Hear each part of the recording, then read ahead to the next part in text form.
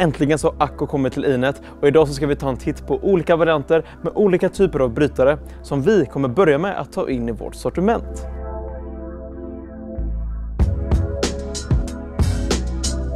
Hallå där, Simon heter jag och välkommen till en ny video här på kanalen. Acko är ett prisvänliga alternativ för dig som letar efter ett redan ihopbyggt custom-tangentbord som inte har någon traditionell gaming design utan mer som Acko själva kallar det, lifestyle gaming design. Och de kommer med ett brett val av högkvalitativa, förlubade mekaniska brytare som de gör själva. Lubade eller pre-lubed är ett begrepp som jag kommer använda mig av rätt mycket i den här videon. Det betyder helt enkelt den typen av smörjningsteknik som man använder sig av i de mekaniska brytarna. Allt för att de ska få mindre friktion och kännas mycket skönare att trycka ner. Dessa varianter kommer också som hot swap, vilket helt enkelt betyder att man inte bara kan byta keycapsen på tangentbordet, man kan även byta hela brytaren på tangentbordet om man då istället vill byta ut alla brytare till någon annan som man föredrar. Och då behöver man inte hålla på och löda och så på ett kretskort som man gör när man bygger liksom sitt alldeles egna tangentbord från scratch. Och vi har sett mer och mer av de här lifestyle gaming tangentborden såsom Varmilio, Icunix och Keychron.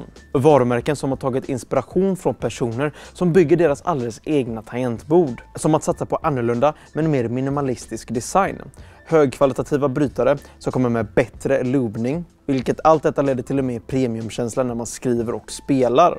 Jag själv hoppade på det tåget när vi fick in Varmilio och då köpte jag deras tangentbord med Sakura-brytare och jag har verkligen varit supernöjd sedan dess. Det här var kvalitet på en helt annan nivå. Men Acko landar lite mer som det prisvänligare alternativet för dig som varit väldigt sugen på de där anpassningsbara och premium-tangentborden men inte riktigt redo att lägga de pengarna än.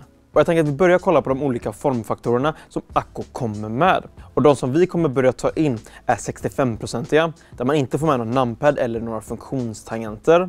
Men om man kommer sakna dessa så finns det 75-procentiga som kommer med funktionstangenterna. Sen TKL som har lika många tangenter som 75%, men den är inte lika ihoptryckt. Sen den fullstora, vilket är min personliga favorit, för den kommer ju även med numpad. Små tangentbord är ju en stor fördel för då får man ju mer plats för musen. Men jag som är lite förälskad i min numpad, jag behöver den. Chassit på dessa är i plast både runt om och på botten. Men där man får dämpning med skumgummi under PCB:n, alltså självaste kretskortet som brytarna sitter på. Men även skumgummi på självaste PCB:n. Att höljet är i plast, det är på det sättet de har kunnat få ner priset. Att de inte har aluminium som chassi eller som underdel. Men det är inte dåligt det, då denna plasten är åt det tjockare hållet. Vilket gör att den känns mer robustare och lite tyngre än andra typer av plasttangentbord. Någonting som de däremot har lagt lite extra pengar på, det är keycapsen då dessa är utav PBT, vilket är högkvalitativt och har lång hållbarhet. Men där de är stängda och inte låter RGB lysa igenom tangenterna utan runt om. Och RGB är någonting som alla har av de varianterna som vi tar in nu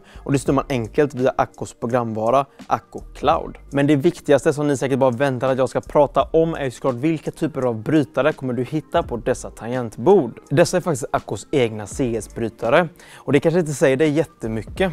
Men de flesta har ju faktiskt koll på Cherry MX-brytarna och kanske till och med även känt på de brytarna på ditt egna tangentbord eller kanske en polares tangentbord någon gång. Så jag tänker att vi kollar på de olika typerna av brytarna som vi kommer börja ta in i vårt sortiment. Så kommer jag jämföra dem med Cherry MX för att få ett hum om hur de är. Vi har CS Jelly Black, vilket är en linjär brytare som är åt det tyngre hållet. Denna är lik Cherry MX Black, men det MXen har ännu tyngre motstånd. Men det Jelly har kortare avstånd till att den aktiveras. Den har jag med mig här, så här låter den.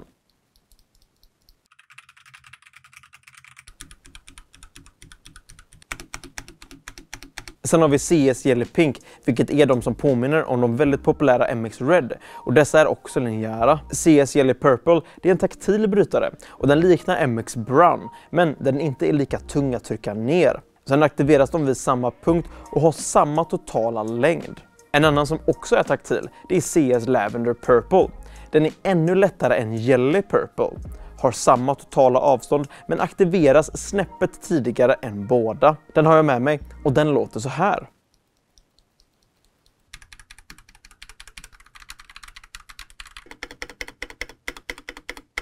Snabbast i stan, det är CS Silver som liknar MX Speed Silver som båda är linjära. Dessa har samma motstånd, men där CS Silver har kortare aktiveringspunkt och kortare totala avstånd. Den har jag också med mig och den låter så här.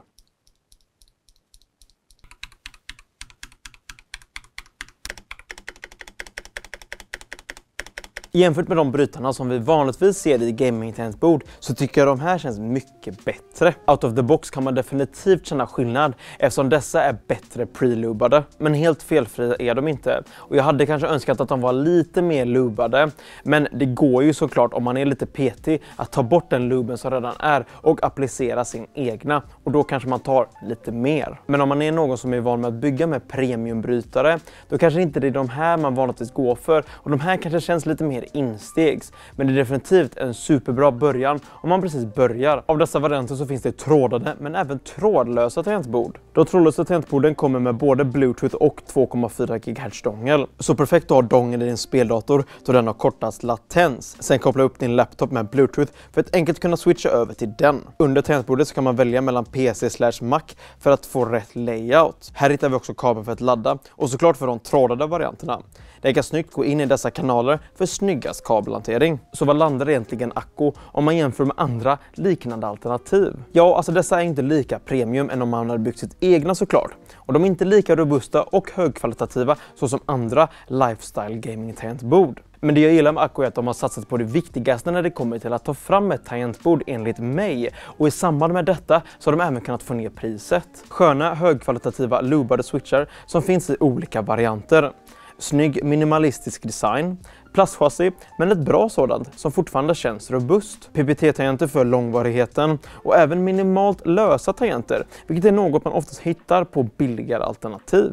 Eftersom dessa tangentbord är hot swap så är det jättebra för dig som har varit sugen på att skaffa dig ett moddbart tangentbord men inte vill lägga en förmögenhet. För jag kan lova dig, det intresset är inte jättebilligt. Ja, men då är Acco ett riktigt bra alternativ. Och det är kul att se att det äntligen finns prisvänligare lifestyle gaming tangentbord ute på marknaden. Alla Acco-tangentbord som vi hittills tagit in i vårt sortiment ligger länkade i beskrivningen. Men om du har andra önskemål om switchar, design och formfaktorer som du gärna vill få in från Acco så glöm inte att lägga en kommentar om det nedan. Du får såklart inte heller glömma att likea denna videon om du gillar den. Prenumerera på kanalen för att se mer utav oss. Ni får ha det så bra. Hej då!